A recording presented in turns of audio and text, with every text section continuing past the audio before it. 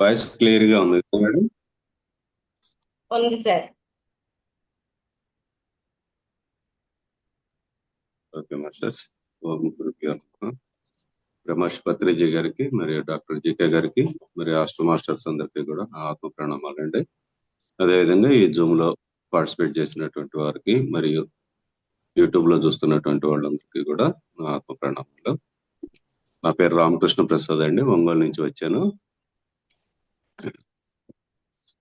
నిన్న మనం ఏదైనా ఒక సమస్య గనక వచ్చిన వ్యక్తికి తన శక్తిని కోల్పోతాడు కాబట్టి అతడు శక్తిని ఏ విధంగా తీసుకోవాలి, అదే విధంగా తీసుకున్నటువంటి శక్తిని ఏ విధంగా జ్ఞానంతో అతను ఉపయోగించుకోవాలి అనేది నిన్న తెలుసుకోవడం జరిగింది మాస్టర్స్. ఈ రోజు ఏం తెలుసుకుందాము అంటే ఇక్కడ ఈ బుక్ గాని వస్తుందా మేడం, పరీక్షా సమయము పరిష్కార మార్గము అనేటువంటి ఈ బుక్ గురించి తెలుసుకుందాము. అదే విధంగా ఈ 2 టాబ్లెట్స్ అనేటువంటి బుక్ గురించి కూడా తెలుసుకుందాం. దీంట్లో ఉన్నటువంటి టాబ్లెట్స్ గురించి వివరించడానికి ప్రయత్నం చేస్తూ ఉంటాను మాస్టర్ నేను. సో ఈ పరీక్షా సమయం పరిష్కార మార్గము అంటే ఏమిటి అనేది మనం చూద్దాం. ఇప్పుడు మన నిత్య జీవితంలో మనకేంటి అంటే అనేక సంఘటనలు ఒక సమస్యలాగా మనం పరిగణించేటువంటి సంఘటనలు అనేవి ఎన్నో జరుగుతూ ఉంటాయి అన్నమాట. మనం దినచర్యలలో అనేక సంఘటనలు అంటూ ఉంటాయి అన్నమాట. వాటిని ఏం చేయాలి, మనం ఒక భగవంతుడి రూపంలో మనం వచ్చాం కాబట్టి, అంటే మనం ఒక పూర్ణ చైతన్యం నుంచి మనం అంశాత్మలుగా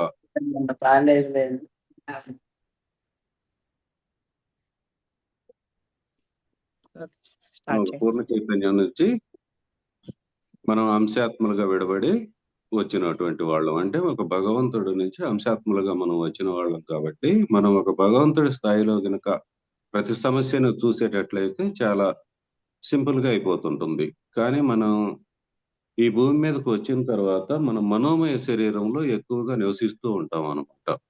ఒక ఒక హ్యూమన్ గా, అంటే ఒక మనిషిగా మనం ఈ భూమి మీదకి వచ్చిన తర్వాత ఈ మాయ అనే పొరలు కమ్మటం వలన మన గత జన్మల్లో తీసుకున్నటువంటి జ్ఞానాన్ని, వాటిని అంతటినీ కూడా ఈ ధ్యానము ఇవన్నీ లేని సమయంలో మనం వాటన్నిటిని మరిచిపోయి ఒక మనిషిలాగా, అంటే మనోమయ శరీరంతో ఉంటూ వాటిని, ఆ సమస్యలన్నిటిని చూస్తూ మనం భయపడటం అనేది జరుగుతూ ఉంటుంది మాస్టర్స్. దానివల్ల ఏమవుతుంది, అది ఒక పెద్ద సమస్యలాగా మనకి ప్రతిఘటిస్తూ ఉంటుంది అనమాట. ఇప్పుడు మనం అసలు ఈ పరీక్షా సమయం అంటే ఏమిటి అనేది చూద్దాం. జనరల్ వాడుకలో మనం కనుక చూసేటట్లయితే, నాకు ఇదేదో ఒక పరీక్షలాగా ఉందిరా అని అంటారు అనమాట. ఏదైనా ఒక సమస్య వచ్చినప్పుడు ఇది నాకు దేవుడు పెట్టినటువంటి ఒక పరీక్ష అని అంటూ ఉంటారు జనరల్ వాడుకలో. అట్లాంటి మనం ఒక ఎగ్జాంపుల్ కింద కనుక తీసుకునేటట్లయితే, ఒక చదువుకునేటువంటి విద్యార్థి ఉన్నాడు అనుకోండి, సపోజ్ 10th క్లాస్ విద్యార్థి. అతడికి సంవత్సరం చివరన ఆ 10th క్లాస్ ఫైనల్ ఎగ్జామ్స్ అనేవి జరుగుతూ ఉంటాయి అన్నమాట. సో అతను సంవత్సరం స్టార్టింగ్ నుంచి కూడా ఆ పరీక్షలకు సిద్ధం కావాలి. అంటే దాన్ని ప్రతిరోజు చదువుకోవాలి, క్లాసులో చెప్పినట్లుగా చదువుకుంటూ ఆ పరీక్షలను రాయాలి. అదేవిధంగా ఫలితాలను కోసం వెయిట్ చేస్తూ ఉండాలన్నమాట. ఫలితాలను కోసం వెయిట్ చేస్తూ లాస్ట్ కి ఆ ఫలితాలు ప్రకటించేంత వరకు కూడా అతనికి అది పరీక్షా సమయమే అవుతుంది అనమాట. అంటే సంవత్సర కాలం అతనికి ఆ పరీక్షా సమయం లాగా అది ఉంటూ ఉంటుంది అనమాట. అది ఒక విద్యార్థి దశ అయితే గనక. అదే ఒక గర్భిణీ స్త్రీ ఉందనుకోండి సపోజ్, అంటే మనకి ఈ పెళ్లిళ్ళు అవి చేసుకున్న తర్వాత ఒక గర్భిణీ స్త్రీ వస్తే, ఒకానొక స్త్రీమూర్తి ఆమె గర్భం ధరించిన దగ్గర నుండి, అదేవిధంగా బిడ్డను కన్న తర్వాత, అదేవిధంగా ఆ బిడ్డను ఒక సంవత్సరం పాటు పోషించేంత వరకు కూడా ఆమెకు అది పరీక్షా సమయమే. అంటే సుమారుగా ఒక 2 సంవత్సరాల వరకు కూడా ఆమెకు అది అంతా కూడా ఒక పరీక్షా సమయం లాగానే ఉంటుంది. అదే ఒక వ్యాపారస్తుడు అనుకోండి, ఆ వ్యాపారస్తుడికి కూడా ఆ వ్యాపారం స్టార్ట్ చేసిన దగ్గర నుంచి అది సరిగ్గా గాడిలో పడేటట్లు, ఆ తర్వాత అది అభివృద్ధి చెందేంత వరకు కూడా అతడు పగలు రాత్రి కష్టపడుతూ అతను ఆ పరీక్షా సమయాన్ని దాటుతాడు అనమాట.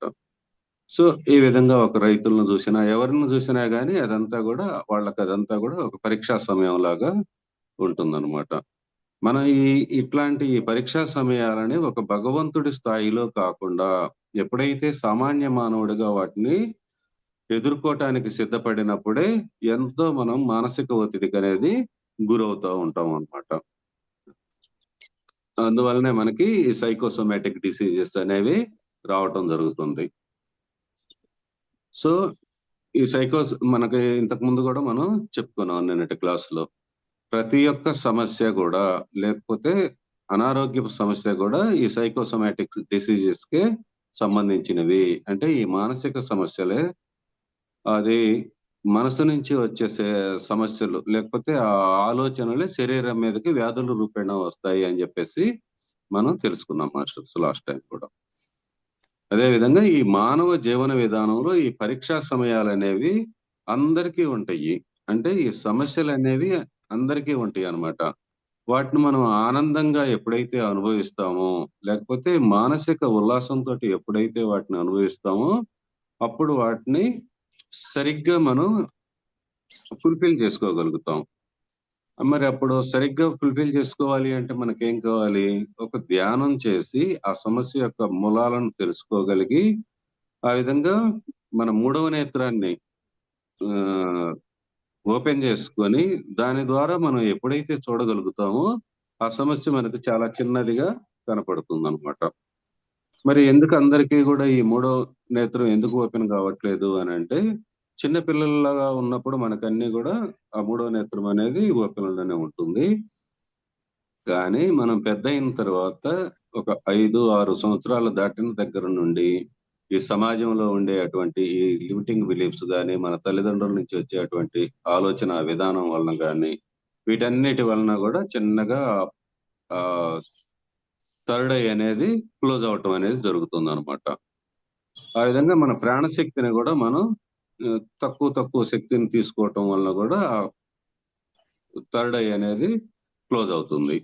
సో ఎప్పుడైతే మనం ధ్యానం చేసి మన రెండవ శరీరమైనటువంటి ప్రాణమయ శరీరంలో పూర్తి శక్తిని తీసుకొని ఆ బ్లాకేజెస్ అన్నిటిని ఆ లిమిటింగ్ బిలీఫ్స్ అన్నిటిని కూడా మనం ఎప్పుడైతే తొలగించుకుంటామో అప్పుడు ఆజ్ఞాచక్రం వరకు కూడా మనం ఎప్పుడైతే శక్తిని తీసుకోవటం మొదలు పెడతామో ఆ శక్తి వలన ఈ థర్డ్ ఐ అనేది ఉత్తేజం చెందటానికి అవకాశం ఉందన్నమాట. ఇదంతా చెయ్యాలి అంటే గనక మనం గంటలు ధ్యానం సరి అయినటువంటి ధ్యానాన్ని మాత్రమే చేసి ఈ థర్డ్ ఐని మనం ఓపెన్ చేసుకోవచ్చు అనమాట. సో ఆ విధంగా ఓపెన్ చేసుకున్నప్పుడు మన శరీరం మీద ఏమైనా గనక రుగ్మతలు వచ్చినప్పుడు మనం డాక్టర్ దగ్గరకు పోయి ఏ విధంగా అయితే మనం మందులు తీసుకొని ఆ మందుల సహాయంతో మన సమస్యల్ని తగ్గించుకోవటానికి ప్రయత్నం చేస్తాము. ఈ థర్డ్ ఐ ఓపెన్ అయిన తర్వాత మనం ఏం చేస్తామంటే ఆ మందుల్ని కొంచెం తక్కువ మోతాదులో తీసుకుంటూ మనం జ్ఞానాన్ని తీసుకుంటూ అంటే థర్డ్ ఐ ఓపెన్ చేసుకున్న తర్వాత మన సూక్ష్మ శరీర యానం ద్వారా మనం అన్ని లోకాలకి వెళ్ళి అక్కడ ఉన్నటువంటి జ్ఞానాన్ని తీసుకుంటూ వచ్చి దానిని ఎక్స్టర్నల్ అంటే భౌతిక పరంగా ఉండేటువంటి ఆ ఎక్స్టర్నల్ సపోర్ట్ ను మనం తీసుకుంటాం అన్నమాట. ఆ థర్డ్ ఐ ద్వారా తీసుకునేటువంటి జ్ఞానం ద్వారా మనకున్నటువంటి సమస్యల్ని తగ్గించుకోవటానికి అవకాశం ఉంది. కాబట్టి అందరము కూడా ఈ ధ్యానం ఎక్కువగా చేసి ఆజ్ఞాచక్రం వరకు కూడా ఎప్పుడైతే మనం శక్తిని తీసుకోవటం జరుగుతుందో అప్పుడు మాత్రమే ఈ థర్డ్ ఐ ఓపెన్ అవుతుంది. థర్డ్ ఐ ఓపెన్ అయినప్పుడు మాత్రమే ఈ సమస్యల యొక్క పరిష్కారం అనేది మనకు తెలుసుకోవటానికి అవకాశం ఉంటుందన్నమాట. సో ఒక్కొక్కసారి ఏమవుతుంది ఆ సమస్య తీవ్రతను బట్టి అంటే సమస్య పెద్దదా చిన్నదా సపోజ్ ఒక ఎగ్జాంపుల్ కింద మనం ఒక పిరమిడ్ కట్టడం అనేది ఒక ఇష్యూని కనుక మనం తీసుకున్నాం అనుకోండి అది సుమారుగా 2 సంవత్సరాల నుంచి 5 సంవత్సరాల కాలం పట్టింది. సో ఆ సమయం బట్టే అటువంటి తీవ్రతను బట్టి మనం ఏం చేయాలి మన ఆ థర్డ్ ఐని ఓపెన్ చేసుకుంటూ అది 40 రోజుల నుంచి పట్టిద్దా 6 నెలలు పట్టిద్దా లేకపోతే సంవత్సరం పట్టిద్దా 2 సంవత్సరాలు పట్టిద్దా అనేటువంటి విషయాన్ని బట్టి ఆ పరీక్షా సమయం అనేది ఉంటుంది కాబట్టి ఆ పరీక్షా సమయం మొత్తము కూడా మనం వెయిట్ చేస్తూ ధ్యానం చేస్తూ మనం శక్తిని పొందుతూ ఉండేటట్లయితే ఆ సమస్య మొత్తము కూడా నిదానంగా దాన్ని సాల్వ్ చేసుకోవటానికి మనకు అవకాశం అనేది ఉంటూ ఉంటుంది అనమాట. సో మనకి ఏదైనా ఇప్పుడు ఒక సమస్య వచ్చింది అంటే దానికి మనం ఆచరించవలసినటువంటి అంశాలు 5 అంశాలు ఉన్నాయన్నమాట. అవి ఒకటి సామూహికంగా సహకారం అనేది తీసుకోవటము. అంటే గ్రూప్ సపోర్ట్ అనేది మనం తీసుకోగలగాలి. First point.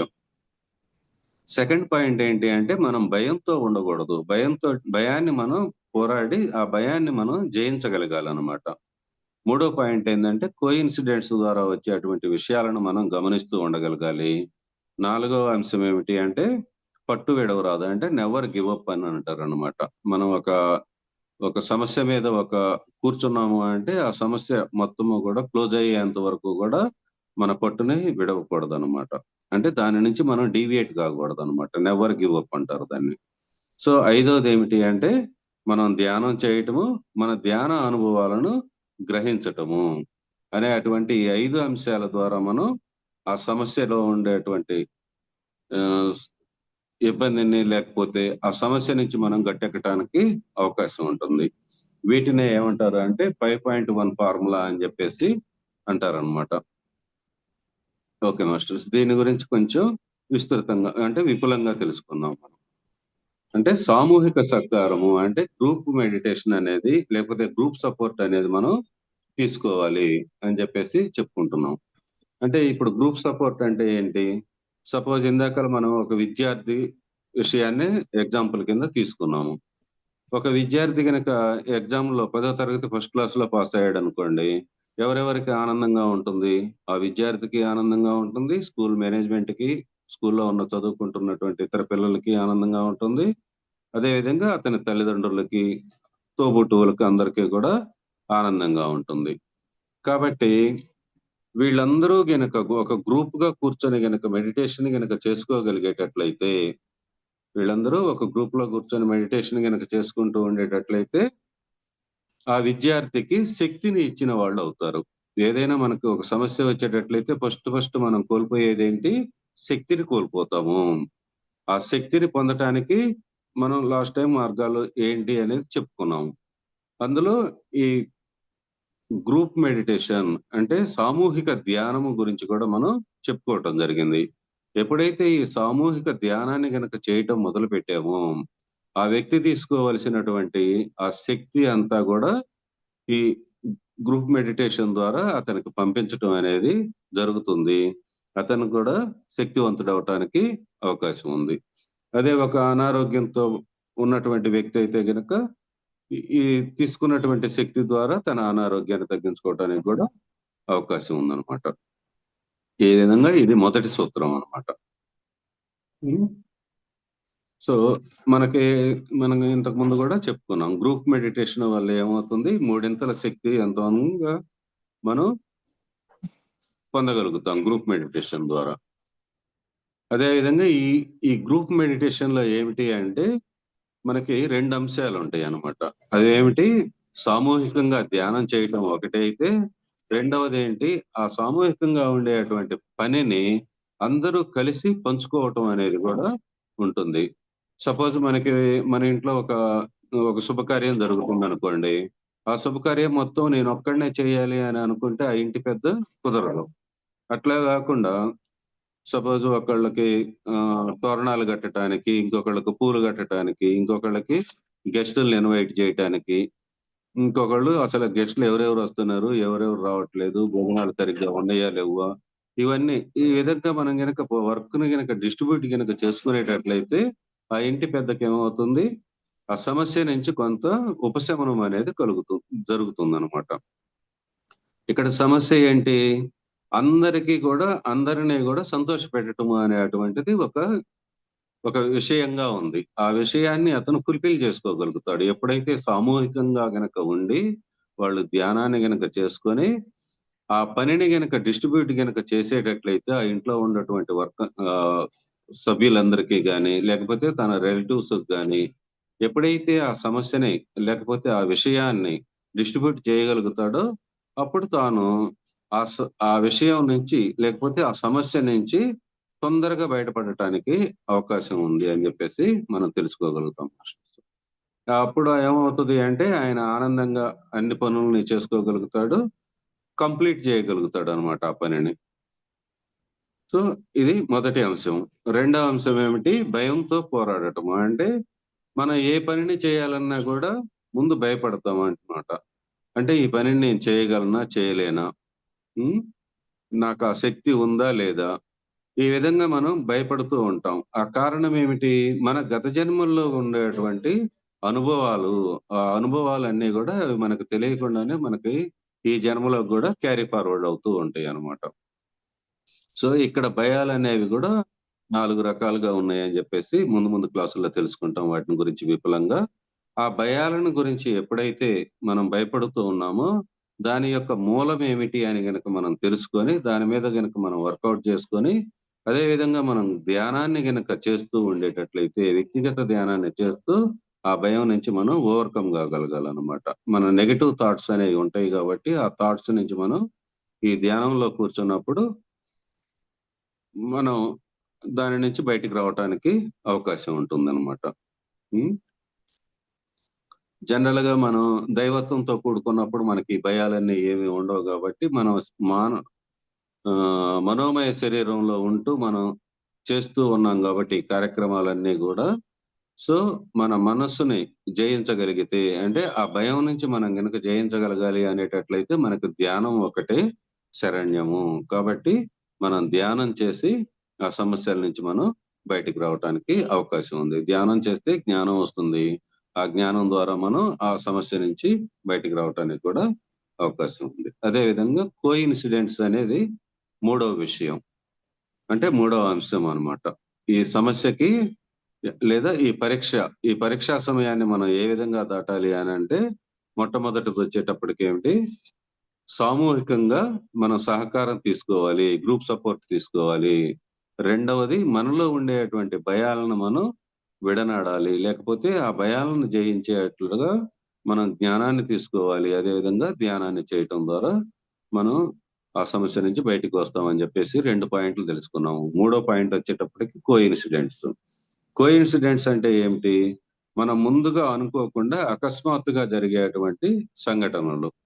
మనకి మనం ఏదో అనుకుంటాం. సపోజు మనం ఎవరినో మాట్లాడాలి, ఎవరితోటో ఫోను జేసి మాట్లాడాలి అని అనుకుంటాము. మనం అనుకోగానే వాళ్ళ అవతల నుంచి మనకి ఫోను జేయటం అనేది జరుగుతూ ఉంటుందనమాట. అది ఒక కోయిన్సిడెంట్స్‌గా మనం చూస్తాము. అదే విధంగా మన ఇంట్లో నుంచి ఏదన్నా పని మీద బయటికి పోతూ ఉన్నామనుకోండి, ఏదైనా పిల్లి ఎదురు రావటమో, లేకపోతే ఎవరైనా ఒక ముత్తైదు ఎదురు రావటమో, లేకపోతే ఇంకొకళ్ళు ఎదురు రావటమో జరుగుతూ ఉంటుంది. అట్లా జరిగినప్పుడు ఏమవుతది, ఓహ్! ఈమె ఎదురొచ్చింది కాబట్టి నా పని మొత్తం కంప్లీట్ అవుతది అనేటువంటి అభిప్రాయం గూడా కొన్నుంటాయి. కొన్ని కొన్ని సార్లు నెగెటివ్‌గా గూడా ఉంటాయనమాట. సో, అవన్నీ గూడా ఏంటి, మనకి అవన్నీ గూడా లిమిటింగ్ బిలీఫ్స్ కిందనే మనం పాటించాలనమాట వాటిని. మనం ఎప్పుడైతే ఆ జ్ఞానాన్ని పరిపూర్ణమైనటువంటి జ్ఞానాన్ని తీసుకుంటామో, అప్పుడు మాత్రమే మనం ఈ కోయిన్సిడెంట్స్ నుంచి కూడా బయటికి రావటానికి అవకాశం ఉంది. ఒక చిన్న ఎగ్జాంపుల్ కింద చెప్పుకునేటట్లయితే, నాకొకసారి ఏమైంది, ఇక్కడ నెల్లూరులో గొలగమూడి వెంకయ్య స్వామి గారని జెప్పేసి ఉన్నారనమాట. ఆయన శిష్యుడు గురవయ్య స్వామి అని జెప్పేసి ఆరుమల్లవరంలో ఆయన ఆశ్రమం పెట్టుకొని ఉన్నారు. ఒకసారి నేను తిరుపతికి వెళ్ళామనమాట. దేవుడి దర్శనం చేసుకుందాం అని జెప్పేసి. ఆ వెళ్ళిన తర్వాత వెనక్కి రిటర్న్ వచ్చేసి ఈ ఆరుమల్లవరంలో గురవయ్య స్వామి గారిని కలుద్దాం అని జెప్పేసి వచ్చాము. వచ్చినప్పుడు ఆయన మాకు ఆల్రెడీ స్లాట్స్ అవన్నీ బుకింగ్ చేస్తారు గదా! స్లాట్స్ అవి బుకింగ్ చేసినప్పుడు ఒక 2 అవర్స్ బిఫోర్ ఉండమని అంటారు మనల్ని. సో, ఆ విధంగా ఉండటానికి మేము ఆ 2 అవర్స్ ఎక్కువ సమయం ఉంది గాబట్టి, ఆయన కలుద్దామని రాగానే ఆయన కూర్చోండి, కూర్చోండి అని జెప్పేసి మమ్మల్ని చాలా సేపు కూర్చోబెట్టాడు. ఏంటా ఈ విధంగా కూర్చోబెడుతున్నాడు మమ్మల్ని అని అనుకున్నాము. ఆ తర్వాత మేము ఆ స్లాట్ బుకింగ్ అప్పుడు వెళితే, మా ముందు వాడేం జేశాడు అక్కడున్నటువంటి ఆహ్, ఆహ్ గార్డ్స్ ఉంటారు గదా! ఆ గార్డ్స్ తోటి తగాదా పెట్టుకున్నాడు. మేమెక్కడి నుంచో వచ్చాము. చాలా దూరం నుంచొచ్చాము. మమ్మల్ని ఒక్క నిమిషం గూడా ఉంచట్లేదు చూడటానికి అని జెప్పేసి వాళ్ళతోటి తగాదా పెట్టుకుంటే, ఆ గార్డ్స్ వాళ్ళు అందరూ గూడా అట్లా దూరంగా ఎళ్ళిపోయారనమాట మాట్లాడుకుంటూ. మేము సుమారుగా 5 నిమిషాలు అట్లానే దేవుణ్ణి చూస్తూ నుంచున్నాం అనమాట దేవుడి దగ్గర. సో అది ఒక అంటే మనల్ని అక్కడ ఆఫ్ చేయటానికి కారణం ఏమిటి అనేది తర్వాత మేము గనక ఆలోచించి చూసుకునేటట్లయితే, సో ఈ ఈ విధమైనటువంటి దర్శనం మాకు కలగజేయటం కోసమే ఆయన అక్కడ ఆపాడు అని చెప్పేసి మేము తెలుసుకున్నాం అనమాట. ఈ విధంగా మేము ప్రయాణం చేయడానికి ముందుకు వచ్చేటప్పుడు మాకు ఒక మంచి ముత్తైదు అనే ఆమె ఎదురయింది. సో ఇది మేము పోయేది శుభశకునంగా మేము భావించటం అనేది జరిగిందనమాట అక్కడ. అది ఒక కోయిన్సిడెంట్స్ గా మేము పరిగణించామనమాట అట్లా. అట్లాంటి ఇన్సిడెంట్స్ మన జీవితంలో కూడా జరుగుతూనే ఉంటాయి. కొన్ని వర్క్ అవ్వచ్చు, కొన్ని కాకపోవచ్చు. అవన్నీ కూడా మన లిమిటింగ్ బిలీఫ్సే. అది మళ్ళీ ప్రత్యేకంగా ఏమి అనేది అక్కడ ఉండదు.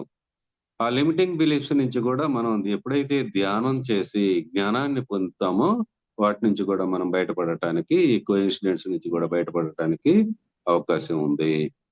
అదేవిధంగా ఇంకొకటి ఏంటి అంటే పట్టు విడవవద్దు, అంటే నెవర్ గివ్ అప్ అనమాట. అంటే ఎప్పుడైనా ఏదైనా ఒక సమస్య ఉంది అంటే ఆఖరి క్షణం వరకు కూడా దానిని ఫుల్ఫిల్ చేయటానికే మనం ప్రయత్నం చేయాలి. ఇప్పుడు ఒక 10th క్లాస్ ఎగ్జామ్ స్టూడెంట్ ఉన్నాడు అనుకోండి, వాడికి ఆఖరి విషయం ఎప్పటి వరకు ఉంటుంది?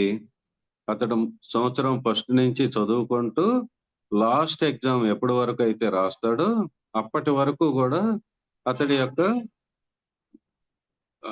ఇనిషియేషన్స్ లేకపోతే అతడి యొక్క ప్రయత్నాలను కొనసాగిస్తూనే ఉండాలి. అంతేగాని మధ్యలో ఒక 6 నెలలు చదివి ఒక 2 నెలలో 3 నెలలు చదవకుండా మళ్ళీ తర్వాత ఒక 2 నెలలు చదువుతాను అంటే కుదరదు అనమాట. కంటిన్యూస్ గా అతడు ఫాలో అవుతూ దాన్ని ఆఖరి క్షణం వరకు అంటే లాస్ట్ ఎగ్జామ్ రాయటం వరకు కూడా అతడు తన ప్రయత్నాన్ని విడవకుండా చదివి రాసినట్లయితేనే అతను ఆ సమస్య నుంచి అంటే ఆ 10వ తరగతి పరీక్ష పాస్ అవటం అనే విషయం నుంచి బయటికి రావటానికి అవకాశం ఉందన్నమాట. అట్లాంటప్పుడు అతనికి కావలసినవి ఎన్ని మార్కులు కావాలి అనేది ఒక చార్ట్‌గా తయారు చేసుకొని, అంటే మా పాప వాళ్ళైతే గనక 90+ అని చెప్పేసి రాసుకొని పెట్టుకునేవాళ్ళనమాట. అది మాకు ముందు అర్థమయ్యేది కాదు. అంటే వాళ్ళ క్లాసులో వాళ్ళని ఎడ్యుకేట్ చేసి ఉంటారు ఆ విధంగా అప్పుడు. సో దానివల్ల ఏంటి వాళ్ళు ఒక విజన్ చార్ట్ అంటారనమాట. ఆ విజన్ చార్ట్‌ను మనం రాసుకోవాలి. అది మనకి కానొచ్చేటట్లుగా డిస్‌ప్లే అన్నమాట. ఆ డిస్‌ప్లే కూడా పెట్టుకోగలగాలనమాట. మనం ఎక్కడైతే తిరుగుతూ ఉంటామో ఆ ఏరియాలలో గనక ఆ డిస్‌ప్లేని గనక మనం పెట్టుకునేటట్లయితే, మనం దాన్ని పదే పదే చూడటం జరుగుతూ ఉంటుంది కాబట్టి మనకది గుర్తు చేస్తూ ఉంటుందనమాట. అది గుర్తు చేస్తూ ఉన్నప్పుడు మనకది ఆటోమేటిక్‌గా ఆహ్, ఆ విషయం అనేది, ఆ పట్టు అనేది అది ఉంటూ ఉంటుందనమాట. సో, అది మనకి గుర్తు చేస్తా ఉంటదెప్పుడు. ఆ గుర్తు చేసినప్పుడు మనం ఓహ్! చదవాలి గదా! అని జెప్పేసి చదవటానికి ఒక ఇనిషియేషన్ లాగా అది పనిచేస్తూ ఉంటుందనమాట. అది.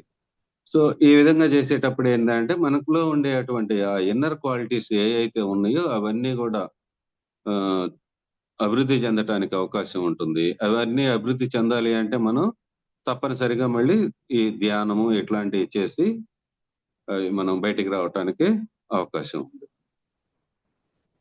సో, దీనికి గూడా మనకి సమయం అనేది ఉంటుంది గాబట్టి, ఆ సమయం ఎంత సమయం ఉంది, ఏమిటి అనేది అంటే మనం ఇందాకల చెప్పుకున్నాం గదా! 10th క్లాస్ స్టూడెంట్‌కైతే 1 ఇయర్ సమయము, ఒక గర్భిణీ స్త్రీకైతే ఒక 2 ఇయర్స్ సమయము, అంటే పిల్లవాడు కొంచెం 1 ఇయర్ దాకా పెరిగేంత వరకు గూడా సమయము, ఒక వ్యాపారస్తుడికైతే ఒక వ్యాపారం అభివృద్ధిలోకి వచ్చేంత వరకు గూడా సమయము. ఇట్లా చిన్న చిన్న పనులకు చిన్న చిన్న సమయాలు, పెద్ద పెద్ద పనులకి పెద్ద పెద్ద సమయాలుంటాయన్నమాట. ఆ సమయం మొత్తము గూడా అదే పట్టుదలతోటి ఉండి, ఆ పని పూర్తి అయ్యేంత వరకు గూడా ఆ పట్టుదలని విడవకుండా ఉన్నప్పుడు మాత్రమే ఆ సమస్య అనేది కంప్లీట్ చేయటానికి అవకాశం ఉంది అని జెప్పేసి చెప్పుకుంటూ ఉన్నారనమాట.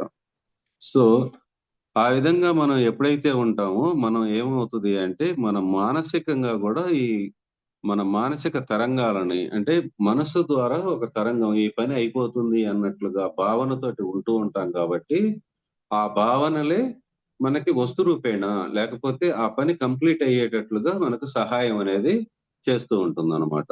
వాటినే మనం పౌనఃపున్యాలని గాని, లేకపోతే మన మన ఆలోచనలే మనకి హ్మ్. దాన్నేమంటారు?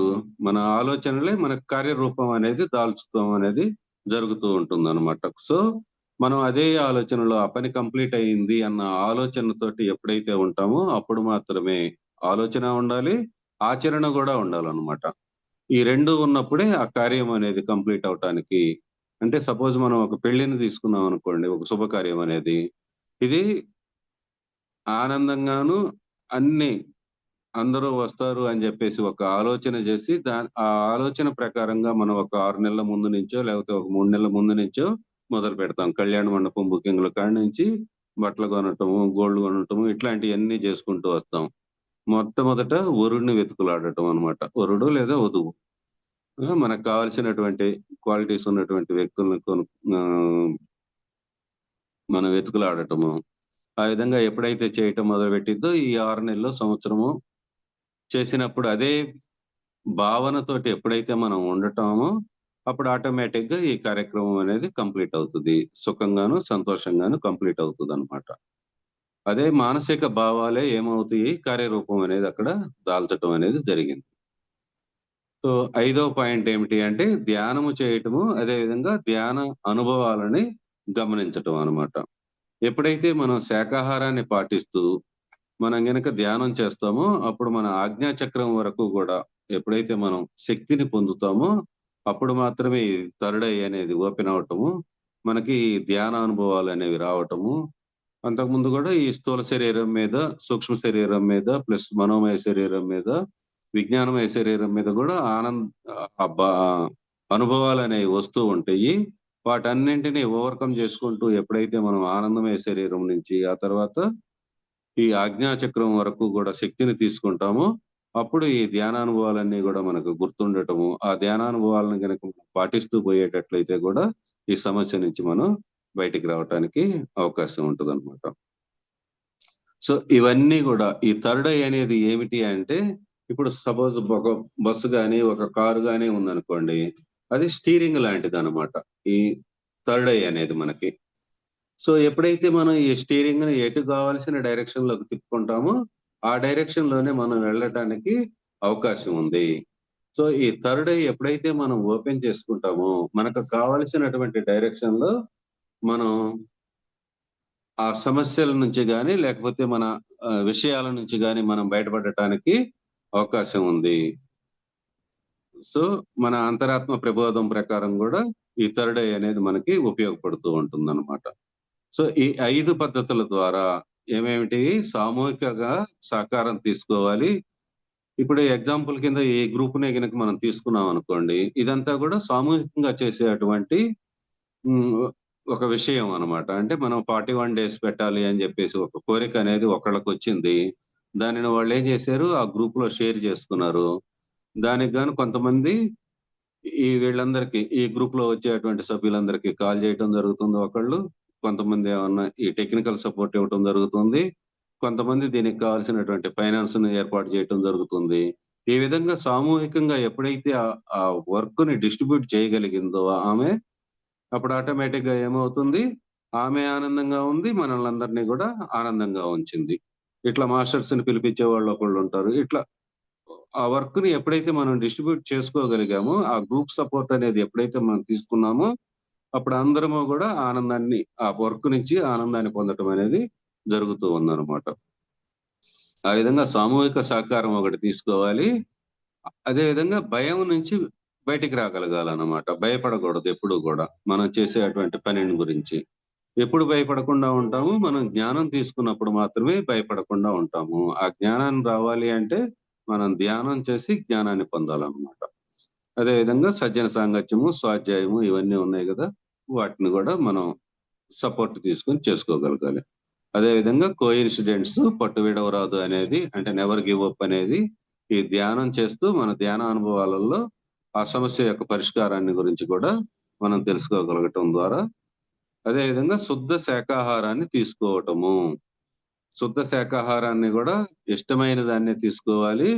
అదే విధంగా రుచికరంగా ఉండేటువంటి శుద్ధ శాకాహారాన్ని మాత్రమే తీసుకుంటూ మనం గనక మన ధ్యానం చేస్తూ, స్వాధ్యాయం చేస్తూ, సజ్జన సాంగత్యం చేస్తూ, మనకుండేటువంటి సమస్య గురించి గాని, లేకపోతే ఒక హ్మ్, శారీరక సమస్య గాని, ఏదైనా అది ఏ సమస్య అయినా గావచ్చు.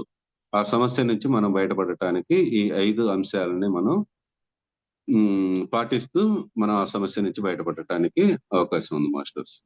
ఇది పరీక్షా సమయము ఆధ్యాత్మిక పరిష్కార మార్గం అన్నమాట. ఈ ఆధ్యాత్మికంగా ఈ 5 పాయింట్లని మనం ఉపయోగించుకుంటూ బయటకు రావటానికి అవకాశం ఉంది అని చెప్పేసి ఈ టాబ్లెట్ ద్వారా మనకి తెలియజేస్తూ ఉన్నారు అనమాట డాక్టర్ జీకే గారు.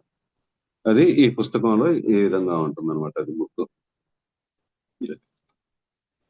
సో ఇంకొక పుస్తకం గురించి 2 టాబ్లెట్స్ గురించి మనం తెలుసుకుందాం. ఈ 2 టాబ్లెట్ అనేది ఈ విధంగా ఉంటుంది అది ఆ book.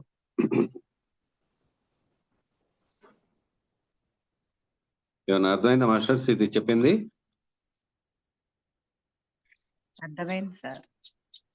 Okay, thank you. First 1, 2 tablets ఇప్పుడు సార్ అయిపోయింది అంతే.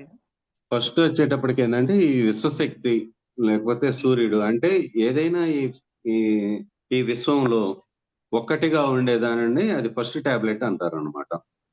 ఏదైనా సరే ఒక్కటిగా ఉండేది. ఇప్పుడు సపోజ్ ఈ కాస్మిక్ ఎనర్జీ ఉందనుకోండి, అది ఒక్కటిగానే ఉంటుంది, అది రెండుగా రావటానికి అవకాశం లేదు కదా, అట్లా.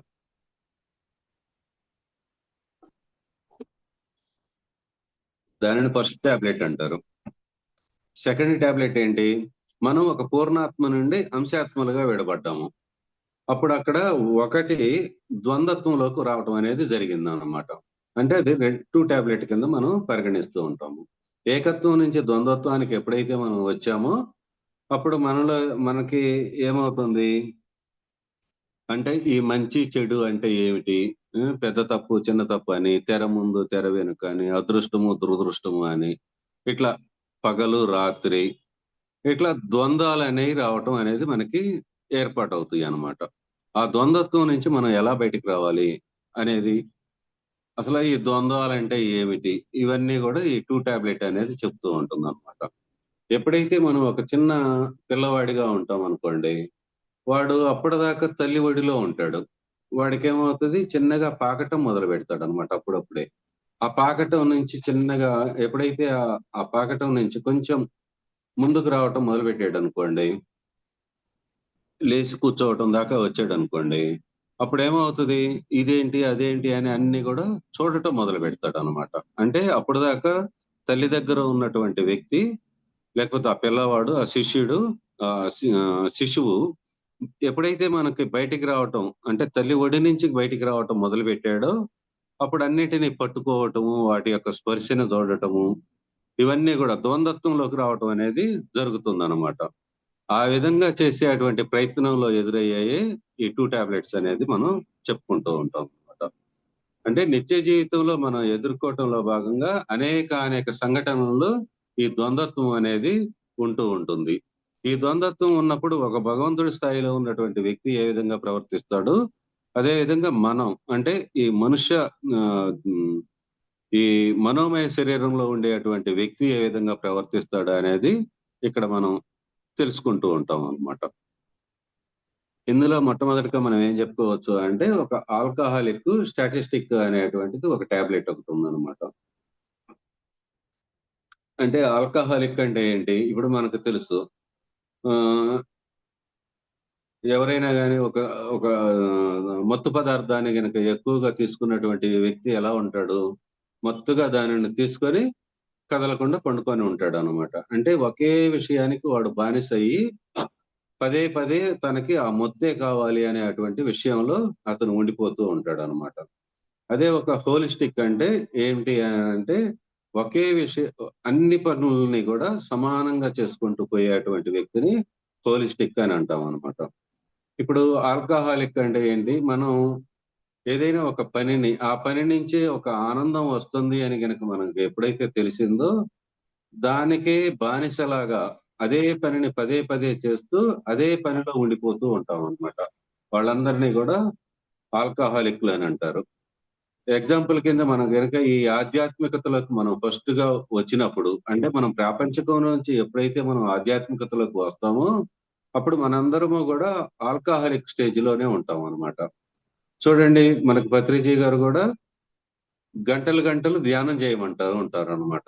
కారణం ఏమిటి, మనకు అంతకు ముందు ప్రాపంచికంలో ఉన్నాం కాబట్టి అప్పుడు మనకు ఆధ్యాత్మికత అనేది తెలియదు కాబట్టి ఆ ఆధ్యాత్మికతను తెలుసుకోవటం కోసం దాని నుంచి ఆ జ్ఞానాన్ని నేర్చుకోవటం కోసం మనం ఒక ఆల్కహాలిక్ స్టేజిలో ఉండేటట్లుగా గంటలు గంటలు ధ్యానం చేయమంటూ ఉంటారు. అట్లా ఎప్పుడైతే మనం చేస్తూ ఉన్నామో మన ఇంట్లో వాళ్ళు ఏమంటారు, ఎప్పుడు నీకు అదే పని ఏందిరా నీకు అని చెప్పేసి అంటాం కూడా జరుగుతూ ఉంటుంది అనమాట. అంటే మనం ఆ ఆల్కహాలిక్ స్టేజ్ లో ఉన్నాము అని చెప్పేసి గుర్తించుకోవాలి. మరి సీనియర్ మాస్టర్లు కూడా ఇప్పుడు కూడా ధ్యానం చేస్తూనే గంటలు గంటలు చేస్తూనే ఉన్నారా అంటే లేదు. కారణం ఏమిటి? వాళ్ళు ఎప్పుడైతే ఆ శక్తిని తీసుకొని వాళ్ళ థర్డ్ ఐని ఓపెన్ చేసుకోవటం మొదలు పెట్టారో అప్పటి నుండి వాళ్ళు ఏమయ్యారు, హోలిక్ స్టేజ్ లో రావటం అనేది జరిగిందనమాట. అంటే అన్ని పనుల్ని వాళ్ళు ప్రాపంచిక విషయాల్ని సరి సమానంగా చూస్తున్నారు. అదే విధంగా ఈ ఆధ్యాత్మికమైనటువంటి విషయాలను కూడా సమానమైనటువంటి దృష్టితోటి చూస్తూ ఉన్నారు. ఎప్పుడైతే ఈ హోలిక్ స్టేజ్కి వస్తామో అప్పుడు రెండు విషయాలని ఆధ్యాత్మికము ప్లస్ ఈ ప్రాపంచకము రెండింటిని కూడా సమానంగా చూడగలిగేటువంటి స్థాయిలో కూడా రావటం అనేది జరుగుతుంది అనమాట. ఆ విధంగా అది ఈ ఆధ్యాత్మికతలోకి ఈ టాబ్లెట్లలోకి వచ్చినప్పుడు ఏమర్థం అవుతుంది అంటే మనకి ధ్యానంలోకి వచ్చినటువంటి ముందుగా వచ్చినటువంటి వ్యక్తులు అంటే ప్రాపంచకం నుండి ఆధ్యాత్మికంలోకి వచ్చినటువంటి వ్యక్తులందరూ కూడా ఫస్ట్ లో ఆల్కహాలిక్ స్టేజ్ లో ఉంటారు. ఆ విధంగా కొంతకాలం గడిచిన తరువాత వాళ్ళు ఎప్పుడైతే పూర్తిగా శక్తిని తీసుకొని వాళ్ళ థర్డ్ ఐని ఓపెన్ చేసుకొని అసలు ఆ విషయాల గురించి పూర్తిగా నాలెడ్జ్ని తీసుకున్న తర్వాత వాళ్ళంతా కూడా హోలిస్టిక్ స్టేజ్ లోకి వచ్చేసి అన్ని పనులు సమానంగా చేసుకుంటారు అని చెప్పేసి, అంటే ఈ ద్వంద్వత్వాన్ని పాటించడానికి వాళ్ళకు కావలసినటువంటి నాలెడ్జ్ని పొందుతారు అని చెప్పి తెలుసుకుంటా ఉన్నాం మనం. అదేవిధంగా రెండవది ఏంటి టాబ్లెట్ అంటే పగలు రాత్రి అని చెప్పేసి ఒక టాబ్లెట్. అంటే మనం సాధారణంగా పగలు అనేది దేనికి తీసుకుంటాము, ఈ ప్రపంచం ఈ భౌతిక ప్రపంచంలో జరిగేటువంటి ఈ ప్రాపంచిక ఆనందాలను పొందటం కోసం, అదేవిధంగా మన విషయ వాంఛలు అంటే మనకి కావలసినటువంటి ఈ పనులు ఏమైతే ఉన్నాయో ఆ పనులన్నీ చేసుకోవటం కోసం ఈ పగలను మనం వాడుకుంటూ ఉంటాము. మరి రాత్రిని దేనికి వాడుకుంటాము మనం నిద్రపోవటానికి. అదేవిధంగా ఈ ఆధ్యాత్మికతలోకి ఉన్న వాళ్ళందరూ కూడా ఈ రాత్రిని మనం ఒక యోగిక్ నైట్స్ లాగా ఉపయోగించుకుంటూ వాళ్ళ ఆత్మ ఆనందం కోసం మనం ఉపయోగించుకుంటూ ఉంటాం అన్నమాట. ఈ పగలు మనం మన కళ్ళతోటి చూసేటువంటి విషయాలని, అదేవిధంగా ఈ శరీరానికి కావలసినటువంటి ఈ శారీరక ఆనందాలను పొందటానికి వీటన్నిటికీ కూడా ఈ పగలను మనం వాడుకుంటూ ఉంటాం అన్నమాట. సో ఇది మొత్తం డీప్ గా చెప్పకుండా జస్ట్ పైన చెప్పుకుంటూ వెళ్తూ ఉన్నాం మాస్టర్స్. ఇది మొత్తం కూడా మనం తెలుసుకోవాలి అంటే మనం ఈ L1 కోర్సుల్లో జాయిన్ అయినప్పుడు కానీ లేకపోతే ఈ పుస్తకాలను కనుక మనం తెప్పించుకొని 1-2 సార్లు కనుక చదువుకునేటట్లయితే మనకి కొంత అర్థం అవటానికి అవకాశం ఉంది మాస్టర్స్. ఆ పని చేద్దాం మనం. ఓకే, పగలు మనం తీసుకునే అటువంటి ఆ ఆనందాలను అన్నింటినీ కూడా అంటే అవన్నీ కూడా ఏమవుతాయి అంటే అవన్నీ కూడా విషయ ఆనందాలు అని అంటారు అనమాట. రాత్రి తీసుకునేటువంటి ఆనందాన్ని మాత్రమే బ్రహ్మానందము అంటారు. అంటే బ్రహ్మానంద స్థితిలోకి ఎప్పుడైతే మనం రాగలుగుతామో అంటే ధ్యానం చేస్తూ ఉన్నప్పుడు మాత్రమే ఈ బ్రహ్మానందాన్ని పొందుతాము. ఈ బ్రహ్మానందాన్ని మనం గనక పగలు చేసేటట్లయితే మనకి కావలసినటువంటి ఈ ఈ ప్రాపంచకంలో మనకు కావలసినటువంటి అంటే ఈ వస్తు పరంగా కానీ లేకపోతే ఈ కుటుంబం గడపాలి కాబట్టి ఈ కుటుంబం గడవటానికి మనం ఏదో ఒక పనిని చేయాలి కాబట్టి ఆ పనిని పగలు చేసుకుంటాము.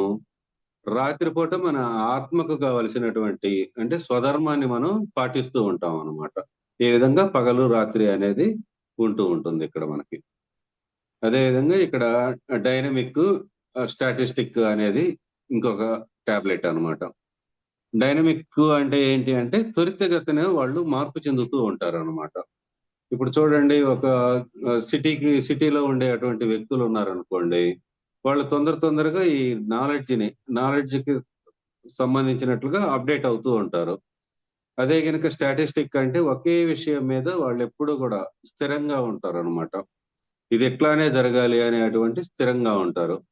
ఏది నేను సేతయ్యని నా మాటే అందరూ వినాలి అనేటువంటి పద్ధతిలో ఉంటారు అనమాట వాళ్ళందరూ కూడా. అట్లాంటి వాళ్ళు తొందరగా ఈ మార్పును అంగీకరించరు. అట్లాంటి వాళ్ళనే మనం స్టాటిస్టిక్ అని అంటారు అనమాట. అంటే ఎప్పుడు కూడా స్థిరంగా ఉండేదాన్ని స్టాటిస్టిక్ అంటాం. సో మనం దీనికి ఒక ఎగ్జాంపుల్ గా కనుక చెప్పుకోవాలి అంటే ఈ డైనమిక్ అనే వాళ్ళందరూ కూడా పట్నం వాసులుగా మనం పరిగణించవచ్చు. ఈ స్టాటిస్టిక్ అంటే గనక వాళ్ళందరూ కూడా పల్లెటూరులో ఉండేవాళ్ళు అని చెప్పేసి చెప్పుకోవటానికి అవకాశం ఉందన్నమాట ఎగ్జాంపుల్ కింద. ఈ టౌన్ లో ఉండే వాళ్ళందరూ కూడా ఏంటి అంటే త్వరితగతిన మార్పులు చెందుతూ ఉంటారు. ఈ పట్టణంలో ఉండేవాళ్ళు త్వరితగతిన మార్పులు చెందుతారు. అదే గనక ఈ పల్లెటూరులో ఉండేవాళ్ళు తొందరగా మార్పు చెందకుండా వాళ్ళందరూ కూడా ఇంటి పక్కన చుట్టుపక్కల ఉండేటువంటి వాళ్ళ యొక్క సహాయాన్ని, వాళ్ళకి ఏదైనా గనక సమస్య వచ్చేటట్లయితే ఆ సహాయాన్ని తీసుకుంటూ వాళ్ళు చిన్న చిన్నగా అభివృద్ధి చెందుతూ ఉంటారు అనమాట.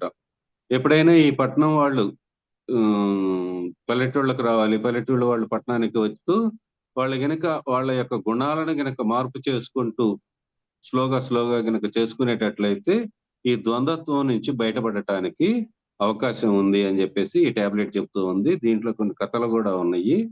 ఇవన్నీ కూడా తెలుసుకోవాలంటే మనం ఆ బుక్ను చదివి తెలుసుకుందాం మాస్టర్స్. అదే విధంగా ఇంకొక టాబ్లెట్ ఏంటి అంటే పెద్ద తప్పు చిన్న తప్పు అని చెప్పేసి ఒక టాబ్లెట్ అన్నమాట. ఈ పెద్ద తప్పు చిన్న తప్పు అనేటువంటి టాబ్లెట్ లో ఏంటి అంటే మేజర్ మిస్టేక్స్, మైనర్ మిస్టేక్స్ అని అంటారనమాట ఇక్కడ. అంటే మేజర్ మిస్టేక్స్ అంటే ఏంటి? ఇప్పుడు చూడండి, ఇందాక మనం చెప్పుకున్నాం, ఒక 10th క్లాస్ స్టూడెంట్ ఉన్నాడు అనుకోండి, తను పాస్ కావాలి అంటే ఏం చేయాలి? కంపల్సరీగా చదివి ఆ ఫైనల్ ఎగ్జామ్స్ అప్పుడు పాస్ అయ్యేటట్లయితేనే అతడు తన ఆ ఉత్తీర్ణత అనేది పొందగలుగుతాడు. ఒకవేళ దాన్ని గనక చేయలేకపోయాడు అనుకోండి, అది ఒక పెద్ద తప్పులాగా అవుతుంది అనమాట. అంటే ఒక 1 year అనేది లాస్ కావటం అనేది అక్కడ జరుగుతూ ఉంటుంది. అదే విధంగా పెళ్లిళ్ళలో మనం కరెక్ట్ డెసిషన్ తీసుకొని సరి అయినటువంటి వరుణ్ణి ఎన్నుకోవటము, లేకపోతే వధువుని ఎన్నుకోవటము అనేది అక్కడ కూడా ఉంటూ ఉంటుంది. కొన్ని సార్లు ఈ పెద్ద తప్పులకి ఎగ్జాంపుల్ కింద మనం తీసుకోవటం అనేది జరుగుతూ ఉంది మాస్టర్. అదే విధంగా ఒక క్రికెట్ మ్యాచ్ని తీసుకున్నాం అనుకోండి, 50-50% లో అంటే సీనియర్ ఆటగాళ్ళని తీసుకుంటారు, అదే విధంగా జూనియర్ ఆటగాళ్ళని కూడా తీసుకుంటూ ఉంటారు అనమాట. అట్లా తీసుకున్నప్పుడు ఏమవుతుంది, ఆ ఆట అనేది ఫుల్ఫిల్ అవటానికి అవకాశం ఉంది. సీనియర్ ఆటగాళ్ళు ఏంది ఆ ఆటను నిలబెడుతూ ఉంటారు.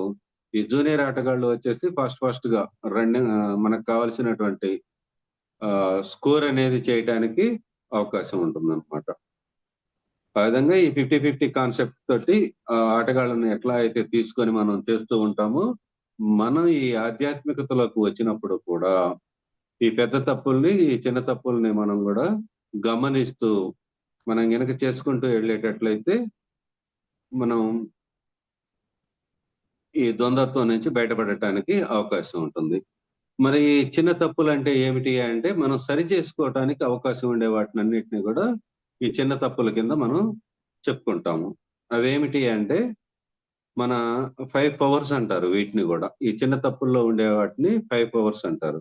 అవేమిటి? మన వాక్ శక్తి, అంటే మన నోటి ద్వారా మనం ఏదైతే చెప్తూ ఉన్నామో, ఏదైనా ఒక తప్పుగా కనుక ఏదైనా మనం మాట్లాడామనుకోండి, దానిని సరి చేసుకోవటానికి అవకాశం అనేది ఉంటుంది. అదే విధంగా సంకల్ప శక్తి, మనం ఏదైనా ఒక సంకల్పాన్ని రాంగ్ గా కనుక మనం పెట్టుకున్నాము అని ఎప్పుడైతే తెలుసుకుంటామో, దానిని కూడా సరి చేసుకోవటానికి అవకాశం ఉందన్నమాట. అదే విధంగా మన డబ్బుని కనుక ఎక్కడైనా దుర్వినియోగం చేస్తున్నాం అనుకోండి, దానిని సరి చేసుకోవటానికి అవకాశం ఉంది. అదేవిధంగా సమయము కూడా, అంటే మనం పెట్టే అటువంటి సమయాన్ని ఇప్పుడు యూట్యూబ్లు చూసుకుంటా పోయాం అనుకోండి సపోజ్, ఆ యూట్యూబ్ మనం 1 గంట పెట్టినా 2 గంటలు పెట్టినా గానీ మనకు చెయ్యి ఆగదనమాట. అది స్క్రోల్ చేసుకుంటూనే వెళ్ళిపోతూ ఉంటుందన్నమాట. అది మనం ఎప్పుడైతే మన ఎరుకలోకి వస్తామో, నా సమయం అంతా కూడా వృధా అవుతుంది అనేటువంటి ఎరుకని ఎప్పుడైతే మనం కలిగి ఉంటామో, అప్పుడు మనం సరి చేసుకోవటానికి అవకాశం ఉందన్నమాట. ఆ సమయాన్ని కరెక్ట్ గా సద్వినియోగం చేసుకోగలుగుతాం.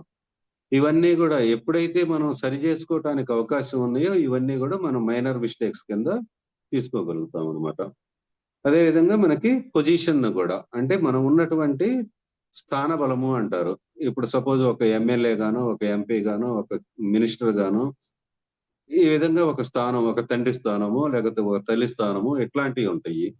ఆ స్థానంలో ఉన్నప్పుడు మనం చేయాల్సినటువంటి పనిని చేయట్లేదు అని ఎప్పుడైతే మనం గుర్తించామో, లేకపోతే ఎక్కువగా ఓవర్‌గా చేస్తున్నామని గూడా గుర్తించామో, దానిని గూడా మనం సరిజేసుకోవటానికి అవకాశం ఉంది.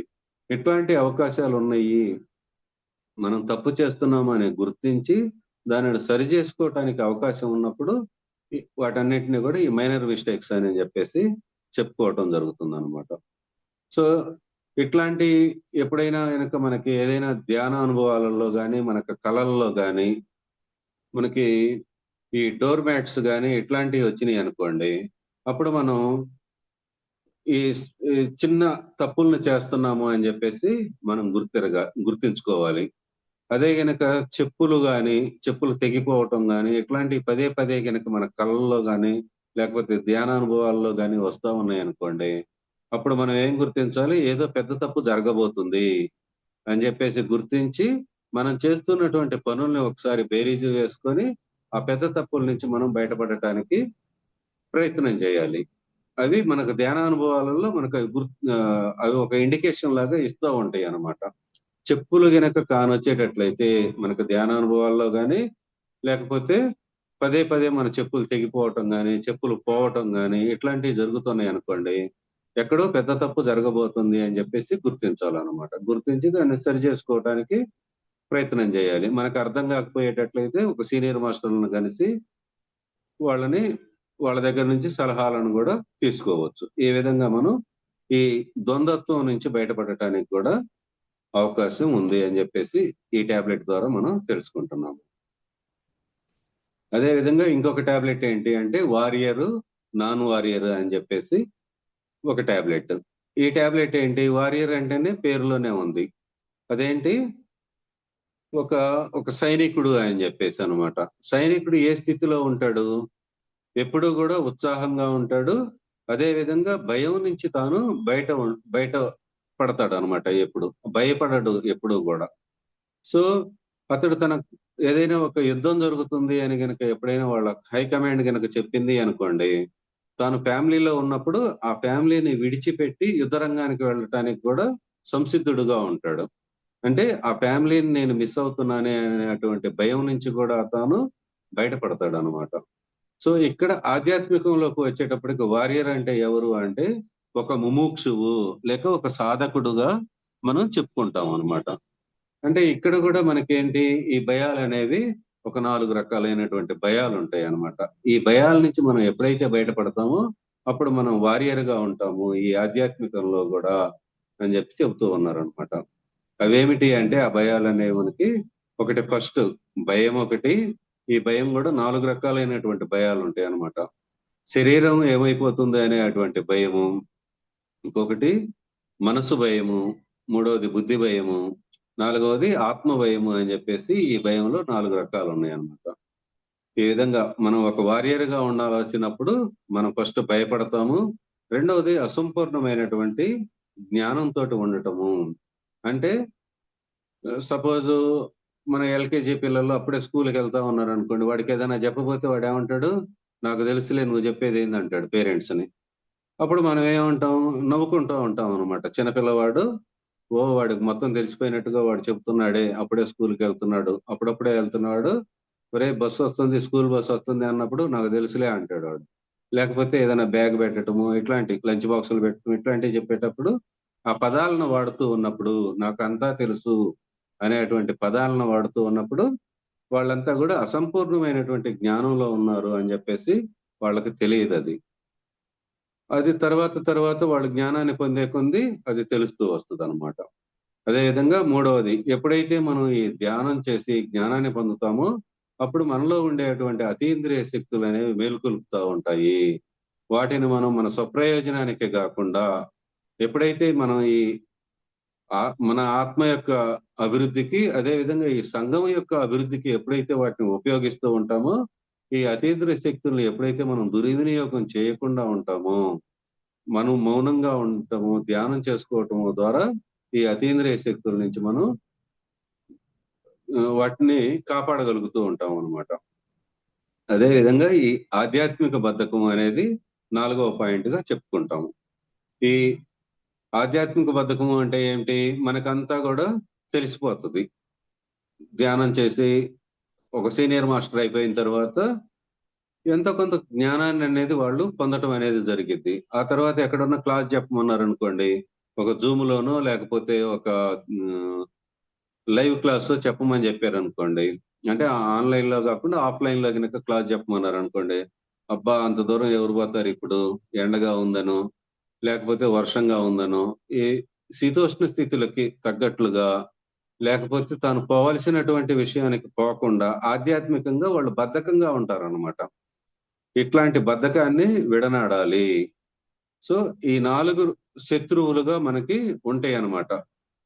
ఎవరికి? ఈ ఆధ్యాత్మికతలోకి వచ్చిన వాళ్ళకి ఈ 4 శత్రువులు ఉంటాయి. ఈ 4 శత్రువుల్ని వాళ్ళు గనక జయించాలి. జయించినప్పుడే వాళ్ళు వారియర్‌గా ఉంటారు అని జెప్పేసి ఇక్కడ చెప్పుకోవటం జరిగింది మాస్టర్స్. సో, ఇంకొకటేంటి అంటే రెండో టాబ్లెట్ నాన్ వారియర్ అనేది. నాన్ వారియర్ అంటే ఏంటి?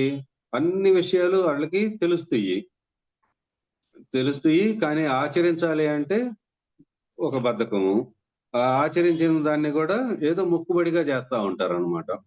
ఇప్పుడు సపోజ్ ఈ జూమ్ క్లాస్ ఉందనుకోండి. ఈ జూమ్‌లో జాయిన్ గావాలి అంటే మనకు 3 నుంచి 6 వరకు ధ్యానము అంటే అది సామూహిక ధ్యానం అనమాట అది. 3 నుంచి 6 వరకు సామూహిక ధ్యానం జరుగుతూ ఉంది. మనం ఏదో మొక్కుబడిగా 5:30కి జాయిన్ అయ్యామనుకోండి. అదేమవుతదది? మొక్కుబడి అవుతది. మనకు తెలిసింది. కానీ మనం వారియర్ స్థితిలో లేకుండా నాన్ వారియర్ స్థితిలో ఉన్నాము. అంటే మనకు తెలిసినటువంటి జ్ఞానాన్ని మనం అమలు పరచట్లేదు. ఈ సామూహిక ధ్యానంలో ఉన్నప్పుడు మనకు అత్యధికమైనటువంటి మూడింతల శక్తి వస్తది అని తెలిసినా కానీ, వ్యక్తిగత ధ్యానం కన్నా గూడా సామూహిక ధ్యానంలో మూడింతల శక్తి ఎక్కువ వచ్చిద్ది అని తెలిసినా కానీ, మనం జాయిన్ గావట్లేదు అంటే కారణం ఏమిటి?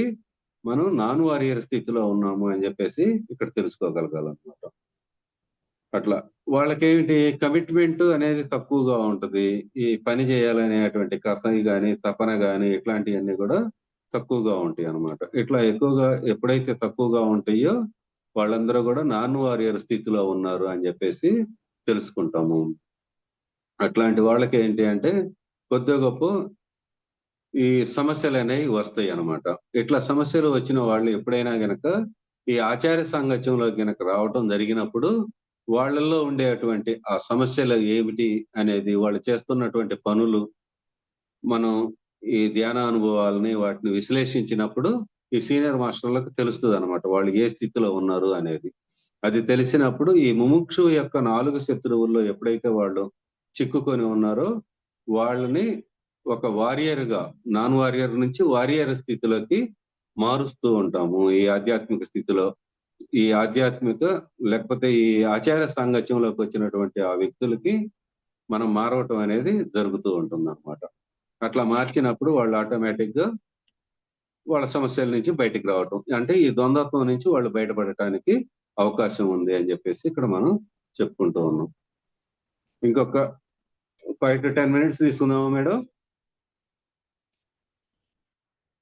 లేకపోతే ఈ పుస్తకాన్ని చదువుకుంటానన్నా ఓకే. తీసుకోండి సార్.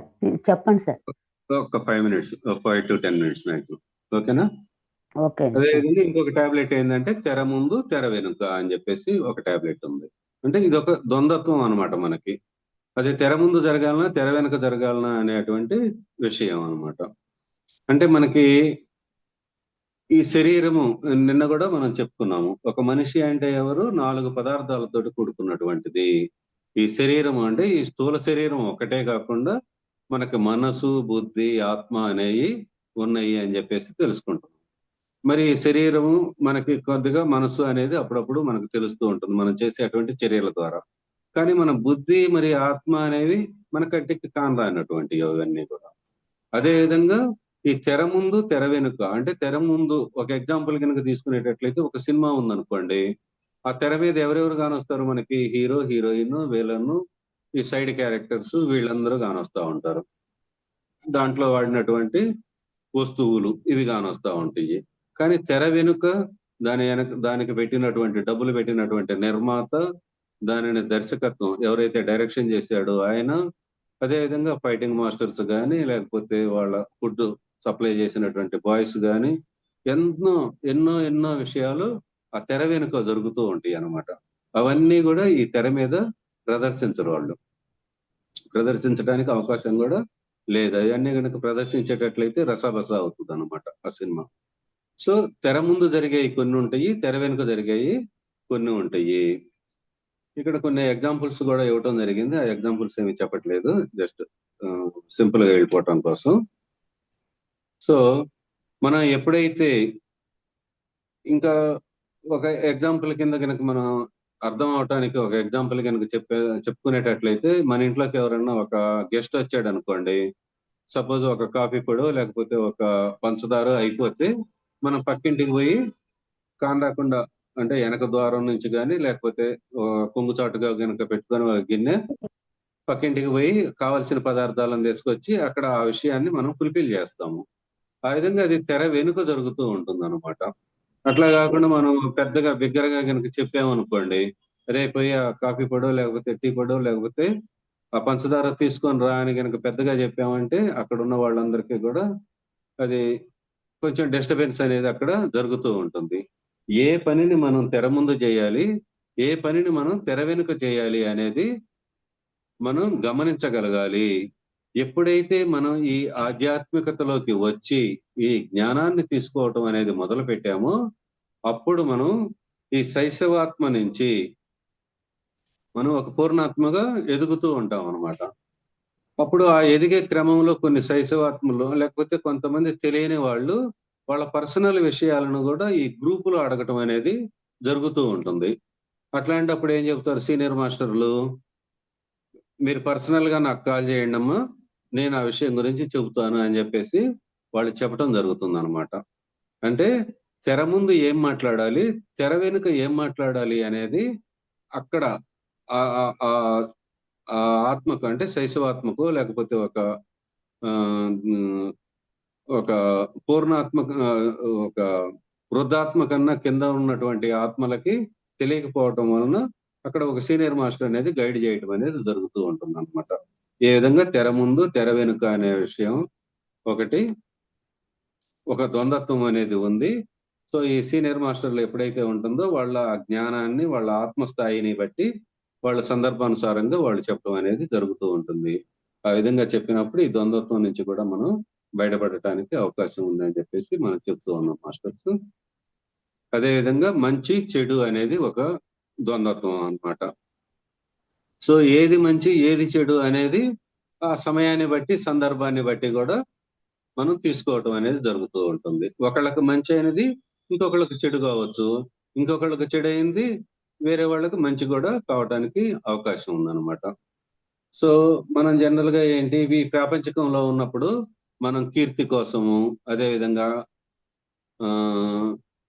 ఒక పలుకుబడి కోసము, పేరు ప్రతిష్టల కోసము, ధనం కోసం, వీటి కోసం మాత్రమే ఎక్కువగా మనం కష్టపడుతూ ఉంటాము. లేకపోతే దానికి సంబంధించినటువంటి నాలెడ్జ్ని మాత్రమే తీసుకుంటూ ఉంటాము. ఎప్పుడైతే మనం ఆధ్యాత్మికతలోకి వచ్చామో అప్పుడు ఇవన్నీ ఈ ప్రాపంచిక విషయాలు అన్న విషయాన్ని ఎప్పుడైతే మనం తెలుసుకుంటామో అప్పుడు మనం ధ్యానం చేస్తూ ఎక్కువగా జ్ఞానాన్ని తీసుకోవటానికి మనం ప్రిఫరెన్స్ ఇస్తూ ఉంటాం అన్నమాట. అంటే ధ్యానము, స్వాధ్యాయము, సజ్జన సాంగత్యాలకి వీటికి ఎక్కువగా ప్రిఫరెన్స్ ఇస్తూ మనం తీసుకుంటూ ఉంటాము. సో ఈ మంచి చెడులు అనేవి అక్కడ మనం యుక్తాయుక్త విచక్షణ అంటాం కదా, ఆ విచక్షణని ఉపయోగించుకుంటూ మనం చేసుకోవటానికి కూడా అవకాశం ఉంది. ఇప్పుడు కొన్ని సంఘటనలను కనుక మనం తీసుకున్నాం అనుకోండి, సపోజ్ ఒక అమావాస్య అనే దాన్నే తీసుకున్నాం అనుకోండి, మన ఆంధ్ర లేకపోతే ఈ తెలుగు వాళ్ళందరికీ కూడా అమావాస్య అనేది చెడు అనేటువంటి అభిప్రాయంతో ఉన్నాం మనం. అదే కనుక మనం తమిళనాడుకి వెళ్ళాం అనుకోండి, మన పక్క రాష్ట్రమే కదా, పక్క రాష్ట్రము వాళ్ళు మనుషులే మనము మనుషులమే, కానీ వాళ్ళకి అది అమావాస్య అనేది ఒక మంచి శుభదినం అన్నమాట వాళ్ళకి. సో సేమ్ ఇష్యూ, అమావాస్య అనేది సేమ్ ఇష్యూ, మనకేమో చెడుగా భావిస్తున్నాం మనం, వాళ్ళేమన్నా మంచిగా భావిస్తూ ఉన్నారు. అక్కడ వాళ్ళ మనస్తత్వాలను బట్టి వాళ్ళు తీసుకునేటువంటి విధానాన్ని బట్టి ఈ మంచి చెడు అనేటువంటి విషయాలు ఉంటాయి. మనం ఎప్పుడైతే ఆధ్యాత్మికంగా ఎదుగుతామో, ఎదిగి ఈ జ్ఞానాన్ని తీసుకుంటామో, ఈ జ్ఞానం ద్వారా ఈ ద్వంద్వత్వాల నుంచి మనం బయటపడటానికి అవకాశం ఉంది అని చెప్పేసి తెలుసుకుంటూ ఉన్నాం అనమాట. ఈ ఆధ్యాత్మికత అంటే ఏమిటో లేదు, మన యొక్క గుణాలను మార్చుకుంటూ మనం ఎప్పుడైతే మనం ముందుకు పోతూ ఉంటామో అప్పుడు ఈ ద్వంద్వత్వాల నుంచి మనం బయటికి రావటం అనేది జరుగుతూ ఉంటుంది. అదే విధంగా అదృష్టము దురదృష్టము అనేది కూడా ఒక టాబ్లెట్ చెప్పుకొని మనం క్లోజ్ చేసుకుందాం మాస్టర్. మనం కొంత చెప్తూ ఉంటాం అనమాట, వాడు అదృష్టవంతుడురా, లేకపోతే ఏదైనా ఒక విషయాన్ని గనక కోల్పోయినప్పుడు, లేకపోతే డబ్బును గనక కోల్పోయినప్పుడు వాడు దురదృష్టవంతుడురా అని చెప్పేసి మనం అనుకుంటూ ఉంటాం అనమాట.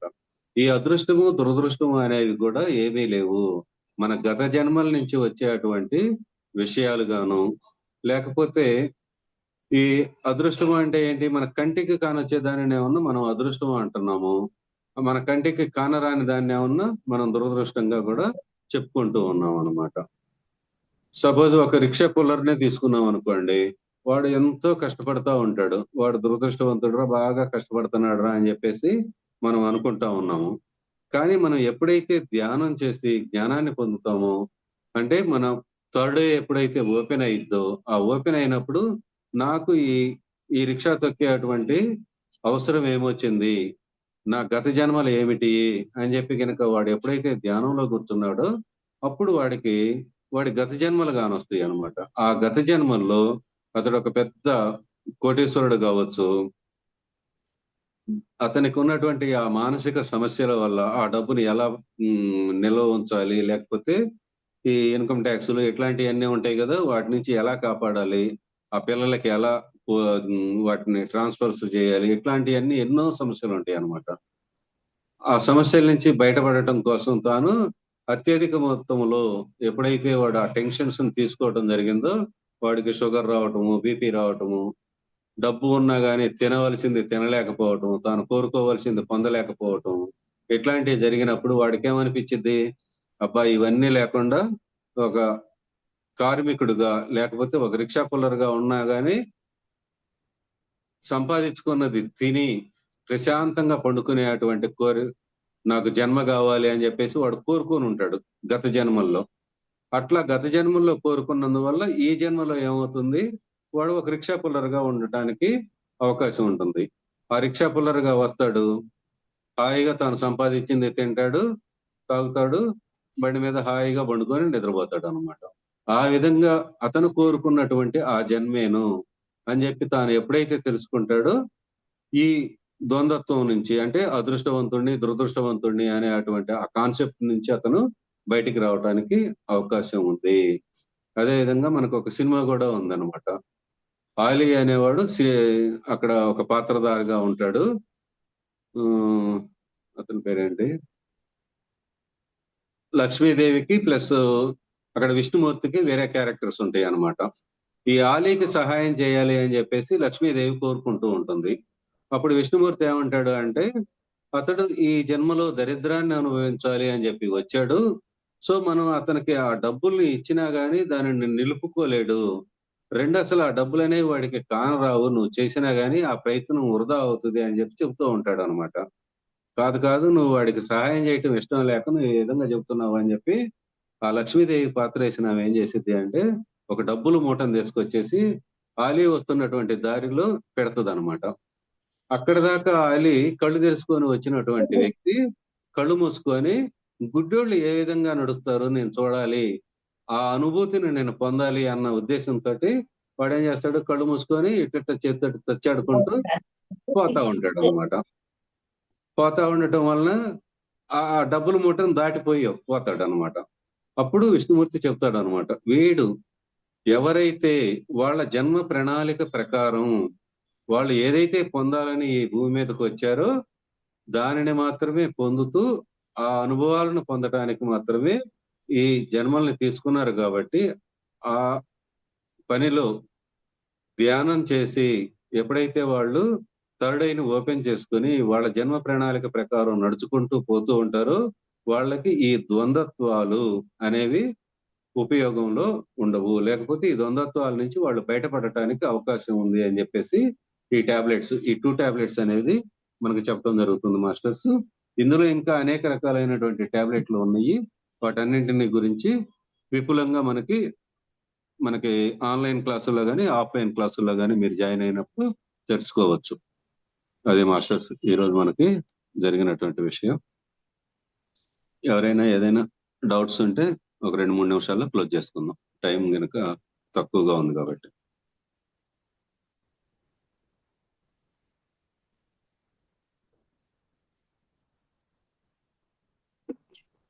చాలా చాలా అద్భుతంగా చెప్పారు సార్ ఒక్కొక్క టాబ్లెట్ గురించి. Thank you. Alcoholic stage, holistic stage, అంటే స్టార్టింగ్ లో మనము ఎప్పుడు మత్తుగా ఉండేది ఆల్కహాలిక్ స్టేజ్ అని, ఎప్పుడైతే స్థిరత్వం చెందుతామో హోలిస్టిక్ స్టేజ్ అనేసి, భయాన్ని ఎట్లా వీడాలి, ప్రతి ఒక్క పాయింట్ కూడా చాలా చాలా అర్థవంతంగా తెలుసుకున్నాం సార్. మాస్టర్స్ ఎవరైనా డౌట్స్ ఉంటే కనుక అడగండి సార్కి. మనం ఈరోజు బత్రీజీ మహిళా జతన్ తరఫున మనందరి తరఫున చాలా చక్కగా ధ్యానాన్ని అందించాము. కృతజ్ఞతలు సార్. మాస్టర్స్ ఏమైనా డౌట్స్ ఉంటే అడగండి. సార్ నమస్తే సార్. నమస్తే. సార్ నేను నందిగామ అండి మాది. Okay sir madam. సార్ అంతకుముందు ఈ ఆల్కహాలిక్ స్టేజ్ అని చెప్పారు కదా సార్, అంటే ఆ స్టేజ్ లో ధ్యానం చేసుకుంటూ చేయగా ఒక శక్తిని వాళ్ళు సంపాదించుకుంటారు. ఇప్పుడు వాళ్ళు సీనియర్ మాస్టర్స్ చాలా మంది ఎక్కువగా ధ్యానం చెయ్యరు అన్నారు కదా సార్, అంటే శక్తి పోదా సార్ చేయకపోతే? లేదు, మనకి ఇప్పుడు గ్రూప్ మెడిటేషన్ లోకి వస్తారు. గ్రూప్ మెడిటేషన్ లోకి వచ్చిన